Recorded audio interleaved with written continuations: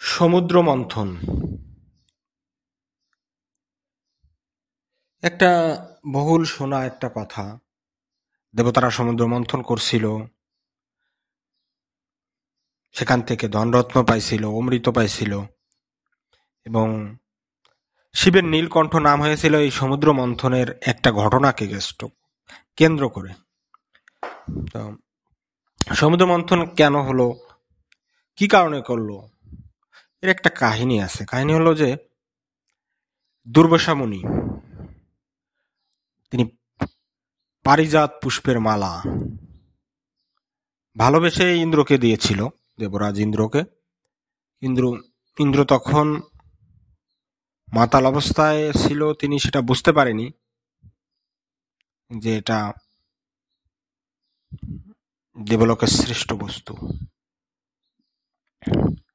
তিনি সেটা ছুঁড়ে ফেলে দেয় গজেন্দ্রের গলায়। তাই দেখে মহামুনি দুর্বাসা খুব রাগ হয় এবং তিনি ইন্দ্রকে অভিশাপ দেয় যে তুমি হবে লক্ষ্মীহীন হবা, তোমার দেব রাজত্ব তুমি হারাই ফেলবা, তোমার সমস্ত ঐশ্বর্য শক্তি সবকিছু হারাই যাবে। এই ভয়ঙ্কর শাপে বা অভিশাপে ইন্দ্র তার সবকিছু হারালো, তার তেজ হারালো, রাজত্ব হারালো, লক্ষ্মীকে হারালো। আর লক্ষ্মী যিনি ঐশ্বর্যের দেবী, তিনি চলে গেলেন ক্ষীরসাগরে বা সমুদ্রের ভিতরে। এবং তখন অসুররা তাদের স্বর্গরাজ্য দখল করে নিল দেবরাজ ইন্দ্রের। তখন সমস্ত দেবতারা এক হয়ে ছুটে গেল দেবতা বিষ্ণুর নিকট। তো বিষ্ণু বলল যে তোমরা সমুদ্র মন্থন করো, সমুদ্রের অতল থেকে অমৃত লক্ষ্মী পুনরায় উঠে আসবে, সেই অমৃত পান করে তোমরা অসুরদের সাথে যুদ্ধে জিততে পারবে এবং তোমাদের যে হারানো রাজত্ব আছে এটা তোমরা দখল করতে পারবে। তো কিভাবে মন্থন করা হবে? মন্থনের জন্য বেছে নেওয়া হলো মন্দর পর্বত, কিন্তু দেবতারা সেই পর্বতকে তুলতে পারলো না, কারণ এটা তো প্রচন্ড আকারের একটা পর্বত। তখন তারা আবার বিষ্ণুর শরণাপন্ন হলো। সে বিষ্ণুর আদেশে পর্বত তোলা সম্ভব হলো, কিন্তু এটা সমুদ্রে রাখলে তো তলায় যাবে, থাকছে না তো।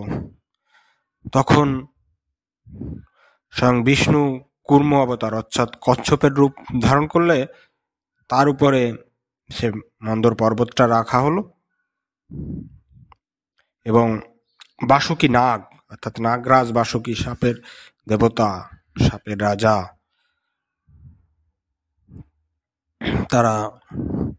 তাকে বানানো হলো সে মন্থনের দড়ি। সেই দড়ির দেবতারা ধরলো লেজ, অসুররা ধরলো মুখ, শুরু হয়ে গেল মন্থন।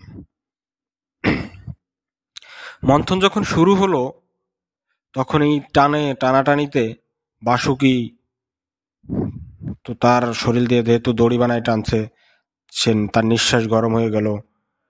সেই নিঃশ্বাস থেকে যে ধোঁয়া সৃষ্টি হলো, সেই ধোঁয়া থেকে সৃষ্টি হলো মেঘ। সেই মেঘ থেকে দেবরাজ ইন্দ্র বৃষ্টির সৃষ্টি করলেন। সবার ক্লান্ত দূর হয়ে গেল। সেই বাসুকির কষ্টের চিৎকারে ত্রিভুবন কাঁপে উঠল, কিন্তু অনেক জলের যে প্রাণী ছিল সবগুলো মরে যেতে লাগলো, কিন্তু আর ওঠে না, অমৃতও ওঠে না, লক্ষ্মীও ওঠে না। তখন তারা আবার ছুটে গেল ইন্দ্রর কাছে, ব্রহ্মার কাছে, যে আমরা তো কোনো কিছু পাচ্ছি না এখনো। তখন ব্রহ্মা আশীর্বাদ করে দিল যে হ্যাঁ তোমরা পারবে। এরপরে সে আবার যখন তারা সমুদ্র মন্থন শুরু করলো, তখন একে একে সেই ঐশ্বর্যময় রত্নগুলা সমুদ্র গর্ভ থেকে উঠে এলো। প্রথমেই আসলো উচ্চশ্রাবা নামে এক অশ্ব, যা ইন্দ্রের বাহন হয়। পরবর্তীতে আসে ঐশ্বর্যের প্রতীক পারিজাত বৃক্ষ। এরপরে আসে ধনন্তরী, যার হাতে সেই অমৃত ভরা কামণ্ডল।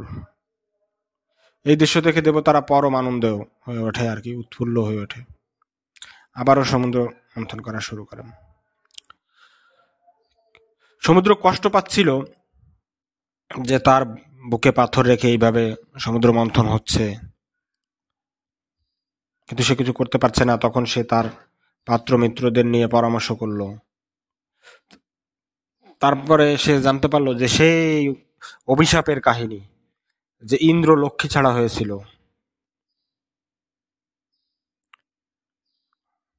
সেই লক্ষ্মী এই সমুদ্রের বুকে কন্যা রূপে জন্মগ্রহণ করেছে, এখানে আছে। তো নারায়ণ যদি সেই লক্ষ্মী পেয়ে যায় তাহলে এই মন্থন কি হয়ে যাবে, বন্ধ হয়ে যাবে। তো এই কথা শুনে সমুদ্র তার পাত্র মিত্রদের এবং লক্ষ্মীকে নিয়ে বিষ্ণুর কাছে গেলেন, যে বলল যে আমাকে কেন এত কষ্ট দিচ্ছেন, আমি তো আসলে আপনার সবকিছু মেনে চলি। তখন বিষ্ণু বললেন যে লক্ষ্মীকে তুমি নিয়ে আসছো, তো লক্ষ্মীকেই যদি পাওয়া যায়, ইন্দ্র যদি তাকে ফিরে পায়, তাহলে তো আর সমুদ্র মন্থনের কোনো মানে নেই। তো সমুদ্ররাজ তখন লক্ষ্মীকে দিলেন নারায়ণকে, এবং তাহলে তাদের মনোবাসনা পূর্ণ হয়ে গেল এবং মন্থন বন্ধ হয়ে গেল। এখন এই যে মন্থন হলো, এই সময় কিন্তু শিব ঠাকুর ওখানে ছিল না,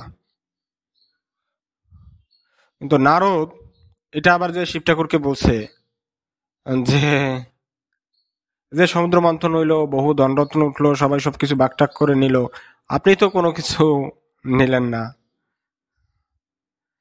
তখন মহাদেব শিব বলল যে আমি তো সেই জিনিস গ্রহণ করি যা সবাই কেউ নেয় না, ফেলে দেয়। বাঘের চামড়া কেউ নেয় নাই, আমি নিছি। কিন্তু তার স্ত্রী পার্বতী বলল যে সবাই সবকিছু পেল, আপনি কিছু পাইলেন না, আপনি তো এরকমই। তখন সে শিব, যিনি জগতের ত্রাতা, অনাদি অন্ত, প্রলয়ঙ্কার মহাদেব, তিনি তাণ্ডব রূপ ধারণ করলো। তিনি তার বাঘের চামড়া পরিধান করলো, বাসুকীকে অলঙ্কার রূপে ধারণ করলো, এবং তার যে সেনাবাহিনী আছে, অর্থাৎ ভূত প্রেত রক্ষ যক্ষ খেচর সব বেড়ায় পড়লো। তার এক কাঁধে নন্দী, আর এক পায়ে ভিঙ্গি, চারিদিকে বজ্রের ধ্বনি শুরু হলো, প্রতিধ্বনি শুরু হলো। কিন্তু শিব যখন সেখানে পৌঁছাইলো, তখন দেখলো যে মন্থন তো শেষ হয়ে গেছে, এবং সমস্ত দেবতারা তাকে অভিবাদন করলো, প্রণাম করলো, বললো যে মন্থন তো শেষ হয়ে গেছে, এখন তো আর কিছু নেই। বললো কি, আমার জন্য কিছু নেই? আবার মন্থন করো, আবার মন্থন করো। যাক, শিবের আদেশে আবার মন্থন শুরু হলো। তো এই দ্বিতীয় মন্থনে বাসুকী নাগের শরীর থেকে রক্ত পড়তে শুরু করলো, তার মুখ থেকে বেরোলো ভয়ঙ্কর বিষ, যা কলিযুগের প্রতীক। এই বিষের ছোঁয়াতেই সবকিছু ধ্বংস অনিবার্য। সবাই তখন পালাই চলে গেল। ত্রিভুবন কাঁপছে, সব দেবতারা, ঋষি অসুর সবাই একসাথে প্রার্থনা যাচ্ছে, হে ভূতনাথ, হে গঙ্গাধর, হে মহাকাল, আপনি ছাড়া আমাদের রক্ষাকারী নাই। তখন এই বিশ্বপালক, সর্বত্যাগী, সর্বসৃজনী, সর্বদাতা শিব এসে বললেন, এই বিষ, এই প্রলয় আমার। আমি আগেই বলেছিলাম, এখন যা উঠবে সব আমার। আমি আমার প্রতিজ্ঞা রক্ষা করব, আমি এই গরল গ্রহণ করব। তো সমুদ্র মন্থনে যে বিষ উঠল, শিব তা পান করলেন, কিন্তু তিনি তা গিললেন না, কণ্ঠে ধারণ করে রাখলেন। তার কণ্ঠ নীল বর্ণ হয়ে গেল। সেই থেকে তার নাম হলো নীলকণ্ঠ, ত্রিভুবনের রক্ষাকর্তা। শিবের এই মহত্ব, ত্যাগ, সাহসের জন্য আজও সমস্ত অসুর, দেবতা, মানব সবাই তাকে কৃতজ্ঞ চিত্তে স্মরণ করে। সত্যি তিনি মহাদেব।